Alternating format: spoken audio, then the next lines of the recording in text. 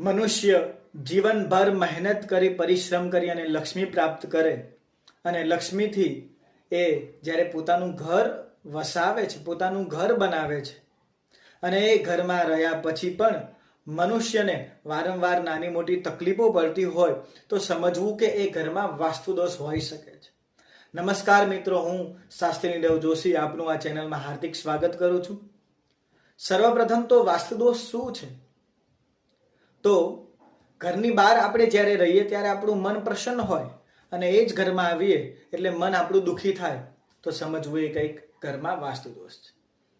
આગળ વિદ્યાર્થીઓ, જેને કહેવાય કે બાળકોના જીવનમાં પણ વિદ્યા અભ્યાસમાં મન ન લાગતું હોય, એનો સ્વભાવ પણ ચીડચીડિયો બની ગયો હોય તો સમજવું કે આ ઘરમાં પણ વાસ્તુદોષ છે. નાની મોટી બીમારી આવી, સતત હોસ્પિટલના માણસ રહેતો હોય, સતત બીમારી રહેતો હોય, એ પણ એક વાસ્તુદોષનું લક્ષણ છે. આગળ વાત કરવામાં આવે તો ગમે તેટલું ધન કમાવીએ, ઘણા બધા પૈસા કમાઈએ, પણ એ ધન પૈસા રાખે નહીં તો પણ વાસ્તુદોષ હોય છે. બીજા નંબરમાં એ ઘરમાં આપણને નીંદ એટલે કહેવાય ઊંઘ ના આવે, ઊંઘ આપણી ડિસ્ટર્બ થઈ જાય, ખરાબ સ્વપ્ન આવતા હોય.